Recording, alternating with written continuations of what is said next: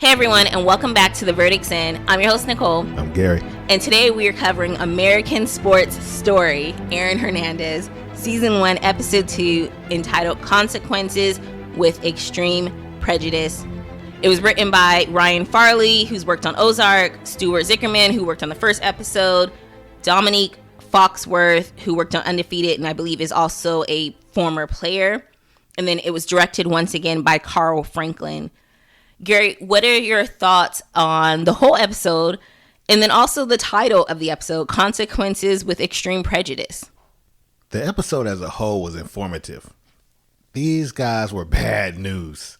I know while we were watching, we were also looking up some information, looking up old cases. And I'm like, damn, they allowed these guys to continuously play over and over. See, like a lot of these guys made it pros that should have been disciplined early in their life. Yeah. So you can tell what it's about when it comes to college, NFL. It's the bottom line, the bottom dollar. Yeah, I agree. I enjoyed the episode, and I do agree with you as far as the consequences for their actions.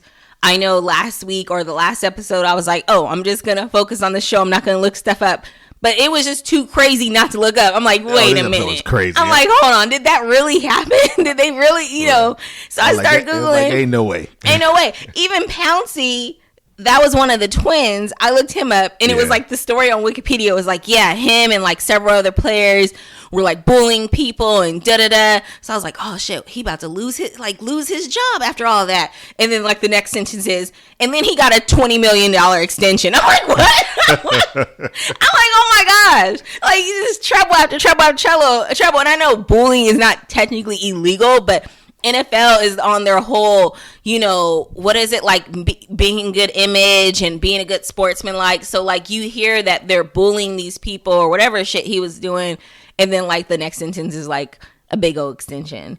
Eventually he did end up not playing any longer, after some time. He played for over 10 years, him and I believe, and his brother who were twins. Which is a good career. Or I don't know if they're twins, but they're brothers. The two guys that were they're twins. Okay. All right, so we're going to continue as we did in the first episode. Once again, I don't know if I mentioned in the first episode because we did just record that the other day. It is ready to go, but we're going to do this one and then release it and release both at the same time. But if you do want to be part of the podcast, if you have feedback, if you're like, hey, I remember when this happened and it related to the show or related to this episode, whatever the case may be, hit us up, host@theverdictsin.com. That's HOST @theverdictsin.com. You can also follow us on Twitter and Facebook. We are not that active, but we will definitely get there. We'll get better. We don't post as often as we should, but Occasionally we do. All right, so Aaron getting interrogated by police is how the episode starts off. And they're like, hey, they want to know who the guys Aaron were with. There's a guy in the hospital with a bullet to his head. When we first watched that, I was thinking the guy that he just shot in the face. Sherrod, yeah. Sherrod, his friend. I'm like, okay, he's finally getting questioned for that, so they're about to do a flashback. Mm-hmm. But to realize that this is a whole new case. Whole new situation from the first episode. This is crazy. Yeah, because this is actually when he was still in college football. In college, yes. Yeah. And it's early in his college football career. Let's also mention that because I don't know if I'm getting the first episode mixed up or not.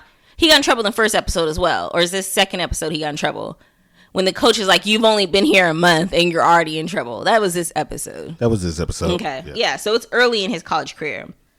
The next scene is best recruiting class in college football history. That is what Coach Myers is saying as he gets his picture taken with his football in his hand. He has, I guess he's won championship, and he's like, next year he'll have a second football in the other arm. And the guy's like, yo, you have the best recruiting freshman class this year. You got Cooper, Pouncey, Cam Newton. We all know Cam Newton and Aaron Hernandez. And that's when he was like, best recruiting class in the year. I got the best recruiting class in college football history. Ever. What do you agree? Both things are right. Okay. And is that still the stance, or has there been some better recruiting over the years? I'm trying to think. Has any, well, yes, there's been better because we saw how this was a bust. Best recruiting class, but some of them didn't get to play at all. It was over before it started. Well, the names that he all mentioned, Pouncey, Cam Newton, and Hernandez, Right, I did not look at Cooper. On paper, is great. On paper, great. In reality, it was great. Yeah, in reality, we had Cam Newton. Well, not we, but technically we, right next door in North Carolina, had Cam Newton for a very long time. And I know people loved him. And I was familiar with him because he grew up right down the street at College Park. Okay. I just remember it was a big deal when he went to the Panthers, and it was like big news at that time. For some. Yeah. You know, you had the negatives. The people saying how after all the trouble he's got into in college. Oh, see, I never heard of the trouble until literally right now. No, there's controversy in Charlotte. And that's just a reminder I tell the kids, like, do not fuck up, because it don't matter if you did in high school, college, not making excuses for Cam Newton, because college, you are pretty much an adult at that point.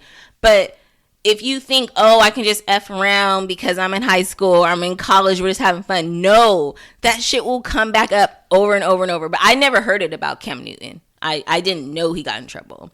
I will say we were watching the highlights, and Travis Hunter made a good, he was doing good in that game. I don't remember exactly what he did, but I looked him up because I was like, that name sounds familiar. And he was actually it was a big deal when he was originally signed to go to University of Florida, and actually changed his mind and went to an HBCU with Coach Sanders. He went to Jackson, right? Yeah, he went to Jackson, and then now obviously we were watching the Colorado game, so he's on that team. So he followed Coach Sanders to Colorado as well. Coach Prime. Yeah, Coach Prime. So that was an interesting story. I don't know if I can say that's like the best recruiting ever.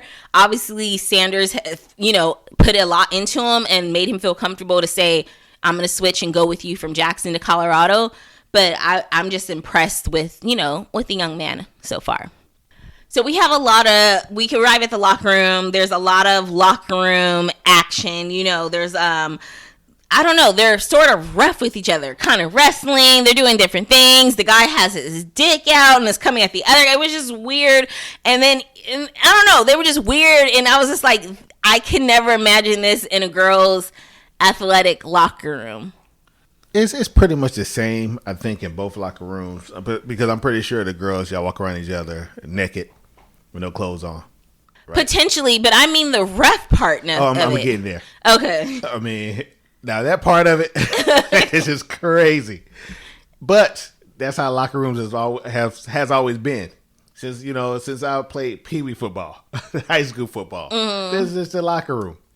Okay. This is the locker room. It's crazy.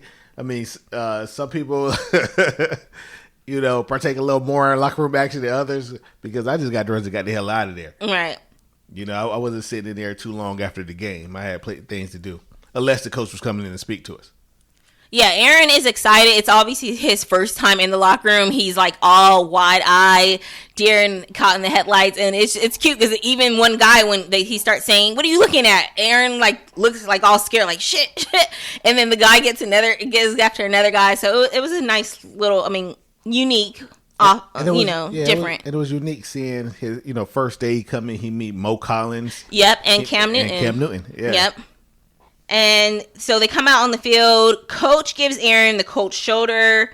I don't know if this is I don't want to show him too much love or too much attention, or he's going to get a big head. Or what is the coach's, why did he do that? He's go on the field. Why? He didn't even make eye contact with him. Because the honeymoon stage is over. I already got you. The recruiting is the honeymoon stage. When you come to school, they laugh in your face, tell you why, they're a better father figure than your father. Damn. That's what the coaches do. It's just a honeymoon stage. And once they got you, you're just a person on the team. Damn, that kind of... Just another person. Yeah. You either going to, make it, or you're going to be a bust. Well, even here, while they're practicing amongst the team, it's rough. They're hitting each other hard. Aaron gets knocked down. Then he ends up not with the drills. Then he doesn't know the plays yet. So Tim Tebow almost gets hurt. Of course, they know in practice not to hurt him. Right, they know how to hit him. But either way, he would have got hurt if this was the real thing. And Aaron and Coach Myers has some words because he's like da da da. And he's just looking at him do you learn the plays? And he's like, what am I? Am I speaking Greek to you? And Aaron said, I don't know, sir, because I don't speak Greek. Yo, he ate with that line. I love a good sarcastic line, and he makes him go run. Yeah, makes him pay for it. Yeah, but I mean that playbook was thick though. It was thick, but you also see that the coach is not doing this part. Doing the part when he sat down in the living room with the mother and told her, hey, we're going to put him in here. We're going to do this. We're going to do that. Man, once Aaron was there, he was there. Yeah. Nobody wanted to give him no additional help. If it wasn't football help, they probably didn't want to give it to him. Well, we don't see them giving it to him. Right. Because it seems like that practice right there is the first time he's seen Coach. He said, hey, Coach. Yeah. And it was like the first time he saw the playbook. Because it was like when he got to his locker, he picked up the playbook and some guy was like, you want me to read the playbook for you? Or like being mean to him. Yeah, but I'm like, wait, when did y'all give him the playbook? Like, did you just give it to him? Like, what was this? Right. He just got it in his locker. Yeah, that day. He just got it. So maybe he was supposed to pick it up a couple of days ago. Yeah, maybe he was supposed to get to the locker room a few days early. Yeah. Yeah, I'm pretty sure they didn't show us everything, but we don't know the backstory. Yeah. Well, Aaron, we see him call his brother. He tells him he's adjusting. He kind of lets him know it's a little difficult. Coach chewed him out. And that's when his brother's like, yo, you can still come down to UConn. Like, you can start right away. You can start right away. And me too. Me too. Finally, I won't be second or third string. Now, there is no diss to anyone who's second or third string. Like, be proud, and it's impressive that you made the team anyways, Exactly. But either way, he says you can still come to UConn, and Aaron was offended by this, and I get it. Sometimes when you're, like, venting to someone, whether it's a friend or a spouse, sometimes you're venting just to vent. You're not always venting for them to say, oh, well, this is what you should do, or this is what could be done, or this is what you should have done. And not that the brother technically to me wasn't doing it. I felt like the brother was just like, yo, he saw a way in and was like, yo, come on to UConn. And he took it, yeah. Yeah. But Aaron is definitely offended by this and says he won't quit. He's not a quitter. Dad didn't teach him to be a quitter. And that's when Deej was like, yo, I think that's man what he was up. looking for. I think he was looking for his that tough love. That tough love right away. Yeah, because Deej was like, then man up. Then he's like, I am. And I'm like, damn, Deej, you sound like your daddy. But then, like, Deej, calm down. He's like, all right, man, I love you. And Aaron just hung up. I'm like, damn, he don't want to hear that shit. It was like he almost feeds off the abuse. I'm not saying that the brother abused, but he just feeds off the tough love. Maybe. I just think he had a lot of different emotions going. I think he just had a lot. But I do think that he was looking for his, that, hey, you got to keep going. What would Dad say? Something like that. Mm-hmm. I think he was looking for that. But what his brother said, it didn't warrant that behavior. So I just think it was just a lot of different emotions, maybe from the coach, getting on him. Right. And now he got to learn the playbook, and that playbook is pretty thick. And so, he's getting pulled in a lot of different directions already. And we already know that on the education part, it doesn't look like the school will take care of that. Right. Yeah. We don't know if he ever do the yeah. playbook. Yeah, right. All right, so the guys are at the bars. There's girls buying them drinks. And I think Cam Newton's one that says, yo, or Pouncey. One of them was like, yo, someone said they haven't had to play. Which character hadn't, or another teammate hadn't had to play Indigo or something? Hadn't had to play, pay for Ingram. Yeah. That's the other tight end. Okay. Oh, the starting one. The starting one. Oh, yeah. He said he hadn't had to pay for a drink in 3 years or whatever. And then they make fun of Tim Tebow because he's over there. He's still at the same bar with them. So he's out, he's about, but he's drinking like soda. And they make fun of him and they're like, what a waste. And it was just negative. But at the same time, then Aaron joins in because they're like, yeah, Tim's gay or whatever. And Aaron's like, nah, maybe the bartender, look at his shoes. And I'm guessing the bartender either heard or he either way just doesn't like the nonsense that the football players bring. Yeah, he probably doesn't like the football players. Because he tells Aaron, hey, you owe $12. You had 2 shots. And I'm like, yo, those were the days where a shot was $6. But you know what? Going back to Tim Tebow, I wouldn't expect to see him at a bar. And I'm not saying that, the people that go to church, they don't be at the bars because that's not true. But I'm just saying that as like holy roly as he is, he praying in the end zone. They say he walk around with a Bible in his hand. I wouldn't think someone who walks around with a Bible in their hand will be at the bar surrounded by women. So I wonder, did he feed off of that? Did he feed off the woman attention, like, oh, T-Bone, one day it's gonna be me? Did he feed off like, yeah, they want me? Yeah, I mean, it's a possibility. Like everything, you never know. Everything is like, there's always something behind what it is. You know what I mean? And technically, it was not. I mean, I think it was like a tavern, and they were at the bar. So I don't know if we could call the whole place a bar, because Tim Tebow was like across, sitting at like a table. He was not at the bar stool. He wasn't at the bar, but yeah. But the table he was at was around the bar. That's true. It was like bar area, and then College Town Taverns. That's a bar. Yeah.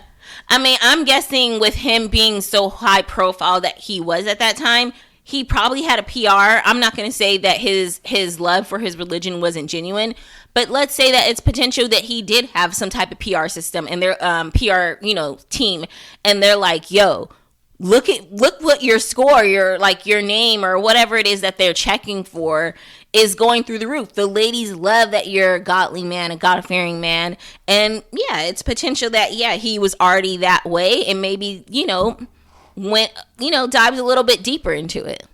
Yeah. And then he could have just been a chaperone also. That is true. Because after Aaron punches the guy, the bartender, we do see Tim in the background, like talking to the police like a grown up. He's like, yeah, thank you, sir.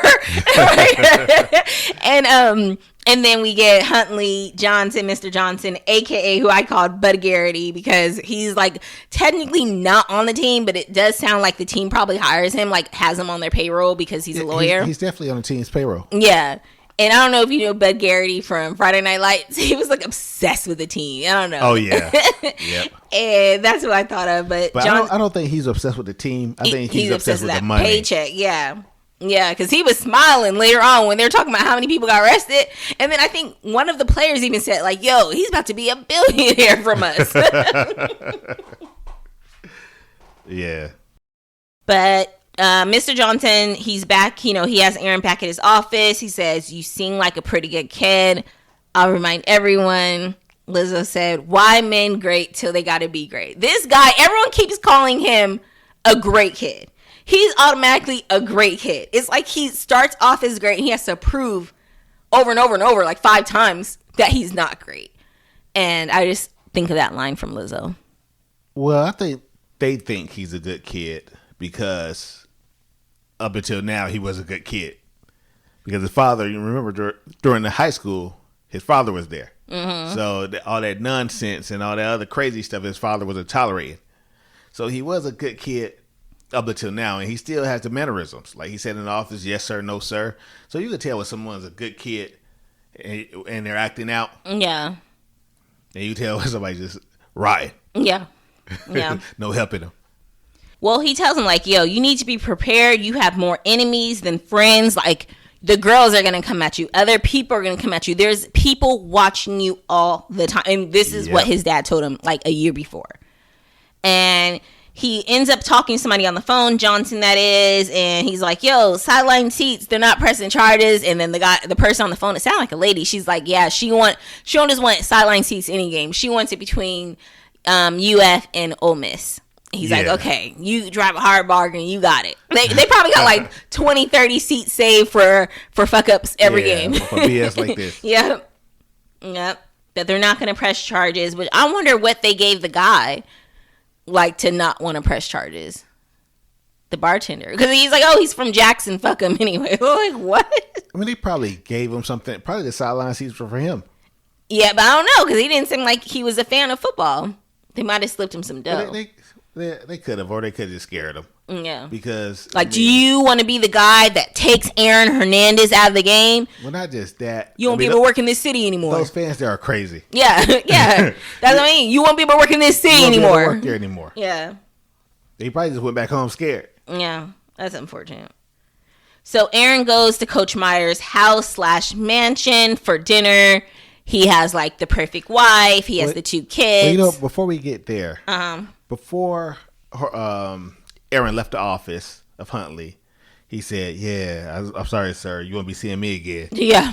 You saw Huntley laugh. Yeah, like all right, buddy. Yeah, if you're already here your first month, in your first year, I will definitely be seeing you again. And that's just letting you know how crazy it is down there. Yeah, which, knock on wood, we got kids about to go to college. I don't want to be laughing at anybody and then a year from now be some shit. But yeah, I mean, hopefully not, because Johnson obviously, or Huntley, he's seen this before. He knows these guys. He saw it the day before. Yeah, he was just talking to another player just the day before. Yep. So they go to the dinner. We meet Coach Myers' wife. She's like picture perfect, little Stepford wife. And Myers tells some story at dinner, and it's supposed to be like some sweet, this is what made me stronger. And I'm like, that is some sad ass shit. Yeah. He said he struck out while he was looking. While he wasn't looking. While he was looking. And, while he was looking? While he was looking. Okay, but his dad made him walk, and he's in Little League, so he didn't say exactly what age, but he's a little kid. And his dad made him walk 10 miles home because he struck out. And he said, he won't strike out again looking at the ball. Yeah. And that's when we learn a little bit more about Aaron's team, or after dinner when Aaron and Myers are like at a little bonfire. Yeah. And he mentions Aaron's dad, and he's like, yeah, your dad got kicked off his team. Aaron's like, yo, he only played lookout. And he's like, yeah, Cop was killed. Well, not a bonfire. It was what do you call it? The fire pit. Yeah, the fire pit. Yeah, fire pit. But it was good that Aaron knew his dad's history. But I'm like, why are you talking about his daddy like this, Myers? Like, manipulation. Yeah. And he says, you're better than he is. But not only that, you're also a better player than he was. Which his father told him. Mm-hmm. And he tells him, hey, from now on, you need to dominate every play. Yeah, he was saying, your family's in Gainesville now. Yep, your family's in Gainesville now. I'd be damned if somebody told my kid that their family is now wherever they are. I mean, I guess, I don't know. It just doesn't sound right. Yo, without Aaron's father in the picture, he was no better at home. Mm-hmm. Because you saw the people he met at his aunt house, Bo and Charlie Boy. And Charlie Boy. Yep. Yeah. So, I thought when he went to college, I was like, oh, I'm so glad. Like last episode, I'm like, oh, I'm so glad he got away from them. And then here they pop up this episode. I'm like, no. I thought he was getting a fresh start at school. Yep. Sometimes in the family. And everybody has that side of the family. Everybody. Because that one side of the family is just, wow, just crazy. And for some of us, it's both. Both sides. But yeah. Well, they are on a yacht. Myers, Johnson, or Huntley, and another guy, and they're like, yeah, Joyner, who's like captain of the football team, stole a vehicle, like broke into a lot, stole a vehicle. The Booster Club is concerned. Not only did he break in and steal a vehicle, now the fans of the city is threatening the owner of the lot. Just for saying something. Just for saying he stole from me. Yeah. It's crazy. People are wild. People are weird. And that's why I said the bartender probably went back home. Yeah. He might have went back to Jackson. Like, how did I get bullied out? I got punched in the face and now I got to get up and leave? Right. When I'm the one that got punched in the face? Yep. Like the guy over the lot. I think it was what kind of lot was it? Did he say? Was it he just said a car lot or like something. A tow lot? Yeah, it sounded like a tow lot. Like maybe his car got towed and he went to steal it back. That better not be it. But that could be. I mean, that's still stealing. Yeah, that's still stealing. But it's a little more understandable. Well, I don't know. I mean, ask OJ. OJ, well, you can't anymore. But OJ, he stole his shit back. No. I'm talking about if you park your car and somebody steal it from you, you steal it back. No. Does it cancel it? I don't know. I wouldn't call the tow people stealing. If the tow people had it, they have it for a reason. So yeah, but there's some laws that need to be questioned. Like, why are you touching my car? Yeah. Well, Huntley mentions, there's been 5 arrests this month. And then one of them say, this is what brought down the U. And Myers says the U was hooligans. And I'm like, what do you call these boys? Like, what are we talking about? And once he said it, I looked up the U. I did too. What would you find? They were hooligans. It's just Florida. It's Florida. Yeah. It is a Florida thing. Florida. I don't know what you found. Like, there was so much, and it was like from the 90s, from 2000s, early. I'm like, it was like every every decade. When you hear something crazy going on that or something that's crazy that has gone on, 9 times out of 10 is Florida. Yeah. It's like that sun is killing these people. Yeah. That sun is turning people to something else. Taking the common sense out of them. It's well, crazy. I read about the Nevin Shapiro, who was a booster, and he was doing like illegal activities, like getting all the players extra money, like giving them some type of money without giving them, without like over the financial aid limit. But I saw a lot of that. So it sounded a lot of it was like financial abuse or some type of, illegal financial stuff. But there were just so many stories. I'm like, okay, I don't know which one they're talking about. So, all right. So the boys are at a party. Aaron flirts with the girl that's at his school, and she's like, I'm trying to sell my drugs, not give them away. Trying to make that money. But then later on, at the end of the night, all the boys go upstairs, and they each have a girl or girls. And Aaron is having sex with a girl, but at the same time, he's off staring. Like, it's making it seem like he can't keep concentration without staring at a man's butt or something. Right. That's why I hope nobody ever make a movie about me, and I don't get to tell my story. They can say anything they want. They can say anything. Like, nobody know what he was thinking in that room why he was with a girl. Yeah. So people, nobody ever, but not ever. Unless he told someone, because this is, okay, so the series is based off a book, but it's not like Aaron wrote the book. It's not his book. But I don't know if he gave interviews to the guy that did the book, and maybe he might have opened up to him. Who, Aaron? Yeah. No. Stop it. I don't know. I mean, we hear about this with killing people. You think he's opening up to people? And then later on that night, or later on, either another night, we see him chatting online with the guy while he's jacking off. And once he finishes, the guy does say, like, let's meet in person. Yeah. And it seems like Aaron was not into it because he immediately closed his computer, like, shut that shit down. Well, he already got his. Okay, so he just wanted to be done.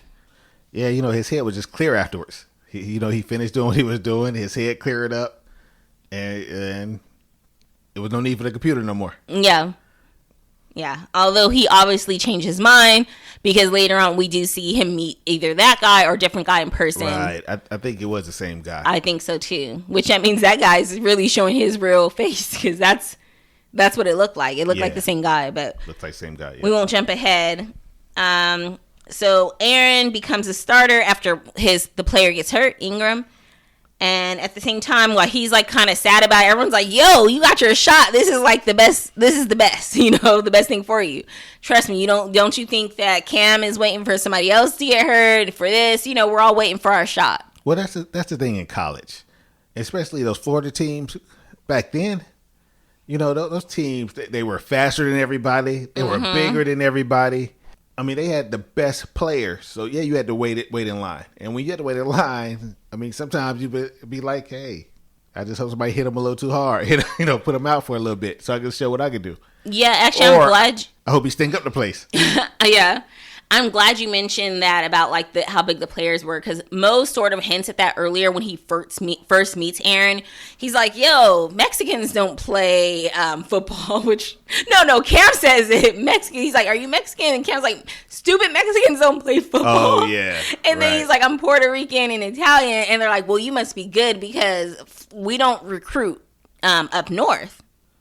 Yeah, back then, it wasn't a lot of recruiting going on up north. Well, from the southern teams, because you had to think about it. You had Florida, Georgia, South Carolina. I mean, just this area, just the South. These are some country-fed big boys. Yeah. Yeah, I mean, I see some of the boys that come out of even our high school, and they're like, oh, they're going to this school. I'm like, they're still in high school. They look huge, like you can see it. Their face looks like a baby face, but their bodies, I'm like, how are they that big? What are they eating? Especially, down in Georgia. Well, I'm pretty sure it's in Florida high schools also, but I can only speak of Georgia high schools. You're in high school and you're playing football. And you see these guys that you're playing with because, when you're playing like Pop Warner and stuff like that, there's weight limits or age limits, weight limits. Or a lot of these leagues, there's weight limits. But you get to high school and now you see like, hold up, I'm playing with him. Right. Hold up, this guy's gonna be tackling. Yeah. This is a defense. So yeah, it's a. I don't know, these guys down south. I mean, we just bred them different. Yeah. And the Travis Hunter guy that I mentioned, that's from Georgia, actually went to Collins Hill. Yep. So. All right, so at the same time they're having that conversation, Aaron's kind of like, this is not how I wanted to get it. And they're like, yo, be happy. And that's when the police come for Cam. And Cam throws the laptop out the window. And it's funny because they're immediately, yo, you stole a laptop? Like, if you going to steal something, steal a Porsche. Why would you steal a laptop? Man, that sounds like a Georgia boy. Yeah, I can't even blame that on Florida. A laptop. That's crazy. They said Cam was out. Yeah, I looked up Cam and that laptop. They said Cam was out there robbing. he was stealing everything. Yeah, felony charges. Well, we see a couple games. The Gators lose the games 2 straight in a row at the very least.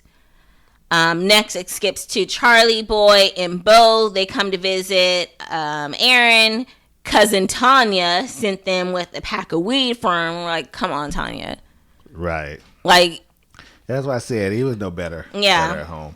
But, I don't want to blame, Tanya or his mom's side of the family because, that's just, when you grow up in that environment, that's pretty much what you know. Because we seen last episode, it's almost like as soon as her husband cheated on her, like a week later, she was out. She moved on. Yeah, moved another guy in her house, and he was a dope man.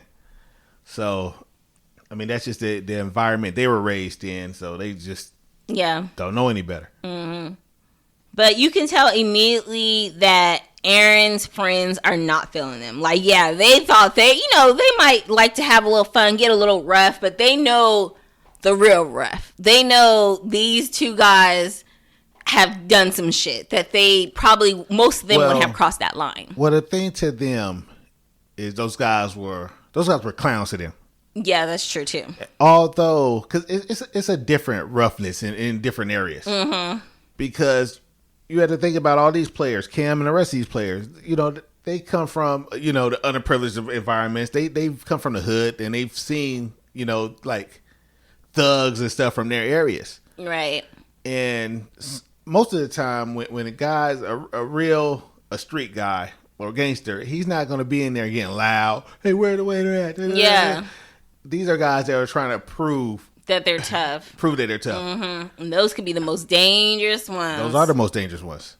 Like because they're stupid. That's why they're the most dangerous, because they feel like they have something to prove, so they'll do anything. Mm-hmm. Like when he said that, what he said, something happened, and he said, "Yeah, we take care of that. We don't play that up there where we from."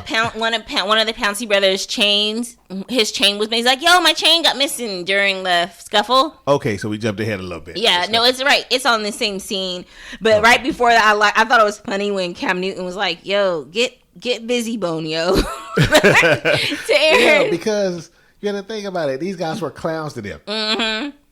Yeah, because then when he says like, "Oh, we'll help you. We'll get that back," he's like, "Yo, stop." Like, y'all are clowns, and they're like, wait, what? And it almost took them a minute to get it. Like, wait, what? Because they don't see it. Mm-hmm. And since Aaron was raised in the household he was raised in and raised away from them, he didn't see it either. Yeah. Like, those guys probably was the thuggiest, gangsterest guys to him. Right.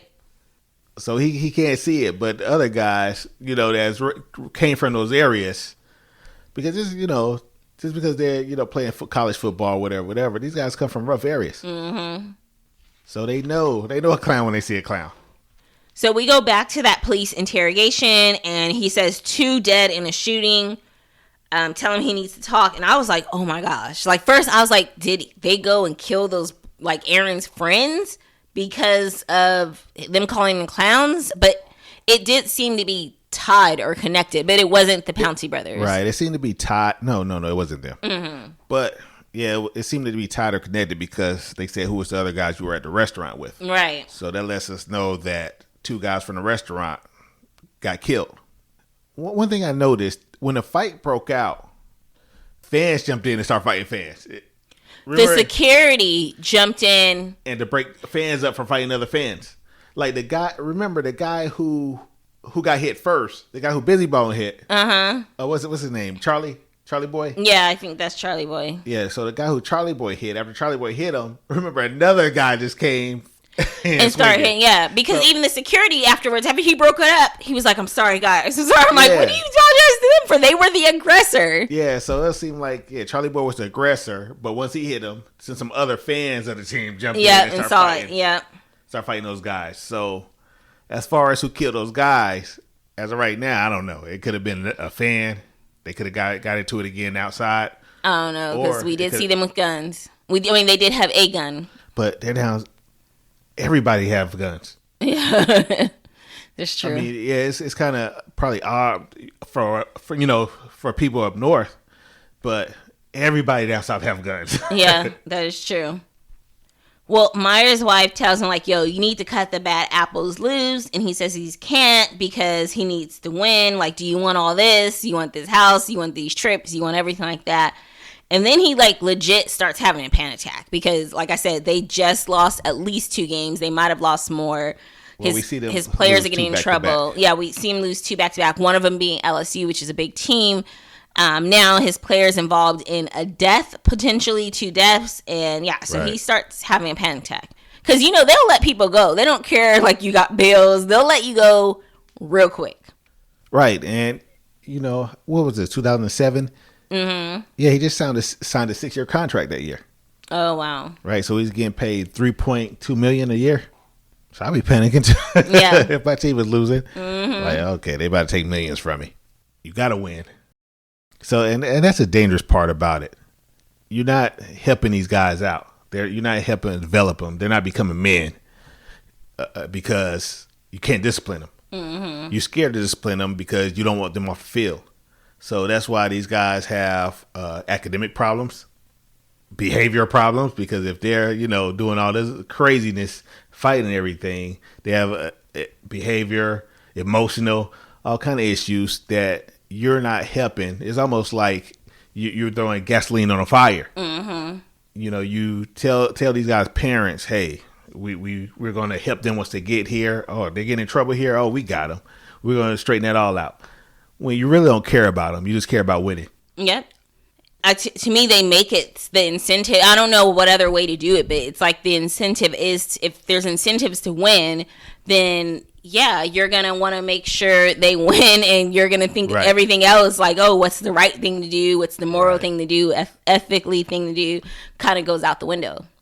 It does. And, and this doesn't excuse the parents, because these guys need to learn this stuff at home. These, they've been going through the system since, like I said, little league, high school. Their high school coach has been doing the same thing. They get in these little classes and they pass them and everything just to keep them playing on the football field. Again, because like in, like here, Texas, high school football is big business. Yeah. They don't want to sit these guys on the line. They have someone else doing these guys' homework, their schoolwork before, they have to sit them. Although I was going to say, instead of maybe putting the discipline in the coach's hands, just so there is no bias and he can focus on the incentives and winning, and that's it. I think when a kid gets in trouble, a player gets in trouble, it needs to bypass the coaching staff that have skin in the game. Well, I think you see that a lot more now. Yeah. There's other people involved now. Yeah, other people need to be involved because you morally, I don't know. I'm trying to act like I'm holier than thou. I don't know what I would do if I had a good player and now they got in trouble. And I'm like, shit, that's my money right there. Like, that's what's that's going to make me win. I don't want to be like, yeah, no, I would do the right thing. Like, I don't know. They need to take it out of their hands. So. All I know is I don't want to be in that position. Yeah, I would say that. Because like I said, it's a double-edged sword, because it's really not your responsibility. These kids should have had that training at home. But then again, you went and sat on their grandmother's couch, their mother's couch, and told them that, hey, I got their back. We got their back. We're going to take care of them. Mm-hmm. We're going to make men out of them. I know discipline, all this other crap that they say, they do the complete opposite. Yeah. So I think that's what puts them on the loop right there, that they went out there during made their all these recruiting false and made these promises. Yeah. I mean, and then most universities, most schools will have like a moral clause, a ethical clause. So like you're still representing the school wrong. Like it doesn't matter.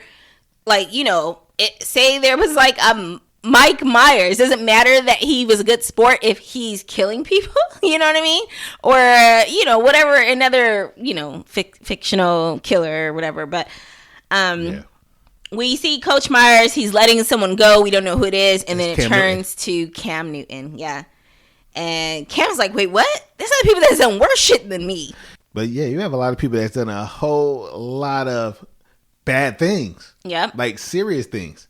So yeah, today when I watched it again, and he said that after already reading what everyone else has done and knowing that there was, at that time, it was 21 arrests. Mm-hmm. But overall, you know, through what's the name, Myers' career, it was like 31. Yeah, 30. I think 33. 33. 31 or 33, somewhere between. Well, just knowing the history of that and reading on some other players, I can understand now. I'm like, what? Yeah. My little bitty crime. It does feel personal. And, you know, especially like, you know, they talk about it like in workplace environments, like, oh, they play favorites. So-and-so always calls out sick and nothing ever happens. And then someone else does it. And yeah, it's not really cool. Two wrongs don't make a right. So saying, well, she did it and nothing happened. Right. Okay, but you still did it. You broke the rules too. Correct. But I definitely would feel personal if I'm like, hold on, I thought that was the vibe here because they did it, nothing happened. I'm like, shit, I did it too. And now all of a sudden, now consequences come into play. And, right. and that's where the title of the episode comes in, you know, the consequences with prejudice. Yeah. And I don't think it was prejudice as in race or anything like that. I mean prejudice as in like who can help me to win the best. So he needed a big enough name. Who do I need right now? Yeah, who do I need right now? And unfortunately, Cam Newton isn't who they needed right now. He was able to sacrifice Cam. Yeah, because they had Tebow. Yeah. No. Oh yeah, Cam Newton was the backup to Tebow. Right. Because he played quarterback. And obviously he was fine. He was able to go to another team and eventually go to the draft to the NFL. Win a Heisman. Yes, and with Auburn. Yeah. Which I'm surprised, you know, you have a felony case and you still get a second chance. They don't be caring. Third chance, fourth chance. But I mean, I'm happy for them. Yeah. I don't want to take anything from them that they earned or they got. But I'm just bringing up the obvious. Yeah. Well, he says, fuck you to Myers. And Myers next talks immediately to Aaron. And he only gets a 1-game suspension. And Aaron can't even help but smile. Like, it was from Hawaii. So they already know that's an easy, I mean, I don't want to say easy team, but they obviously feel comfortable and confident that they can easily beat Hawaii. Well, that's the thing. He got a 1-game suspension, but it wasn't even the season they were on. It was the beginning of next season. Next season, yeah. Yeah, well, it sounded like the season over because he's like, you'll start next season. He's like, you'll be back next season. Yeah, activated next season. Yeah. Like, the first game, I think they were playing in Hawaii. And he's all happy because he knows it's a slap on the wrist. And then immediately that's when he comes out and there's fans passing by and they're calling Aaron Hernandez a god. You're like, you're a god. You're beautiful. And beeping the word at him. And I'm like, oh my God. Like, I don't know like what I would do if people were gassing me up like that every day. Like, I'd probably like, shit, like, ain't nobody coming here to see you, Gary. I just get big headed. I'm sure. So I feel for these guys that they're so young and they're getting all this fame and attention and glory and like pretty much a you can't do anything wrong type of attitude from people. Yeah, because they start to believe it, and they think they're going to be protected forever. Yeah, that too. And when we see as of right now, 2024, a lot of things is happening, a lot of shifts, and people are not being protected anymore. Oh yeah, yep. But that lets you know, like these sport players when they're young, and this even in the NFL, you know, when they're young, good, you know, they let them get away with so much stuff. But you know, once they start getting older and they get a little slower, they don't catch as many balls or something happen. You know, the NFL will turn on real quick. Yep. They always say in sales, I'm pretty sure it's in other industries as well, but they always go, what have you done for me lately? You know, doesn't mean yet, I blew my last quarter out. Doesn't matter. What are you doing this quarter? What are you going to do today? Right. All right, so we get Aaron Hernandez. This is our final scene. He meets the guy from online, but freaks out after people walk by the car, and he jets out. He leaves, and he almost crashes his motorcycle. His motorcycle shaked a little. Yeah. The guy got out of his car next to him, and when he was passing, the guy I guess he just knew it was Aaron Hernandez, because the guy looked inside the car. He looked shocked, but I'm wondering why the guy looked shocked or why he kept staring in the car. Maybe he stared in the car because, wow, there's Aaron Hernandez, because it wasn't like they were doing anything. Yeah, unless that guy is there for that same reason and knows why he might be in that car with the guy. Oh, probably know the guy. Yeah. And if that's the case, maybe he wouldn't have said anything right then and there. He might have. So, you keep saying it was his one friend from high school, but obviously it's potential that other people, brought this story up as well. Now that there's additional witnesses, there's at least the guy that he met online. Well, yeah, I have to look that up. I have to look up if there was any additional witnesses. Yeah. Or are we just, Yeah, making stuff up. Just entertainment. Yeah. Probably that guy came out like, yeah, it was me. I was the guy he was with. They need to do a study case on like how people are willing to be famous for any and everything. They don't give a fuck. They don't care what they're famous for. They just want the fame. Yeah, you're right. Yeah. Want the fame. But that's like social media. Yeah. How they say, people do anything for the likes, for the hearts. Yep. All right, well, that is all we got. As I mentioned on the first episode, I'm covering from, Gary potentially will be joining on a few episodes, maybe even all of them. We'll see. And From comes out today. It's Sunday, so it's 9/22. It comes out today. I believe it's already online, but I think the cast is doing a full or live watch party tonight at 9. So I might just watch it then, but I actually kind of want to watch it early because I know Gary has football to watch before. Atlanta Falcons. Yeah, so. Kansas City Chiefs. But I'm just going to predict that Atlanta Falcons will win tonight.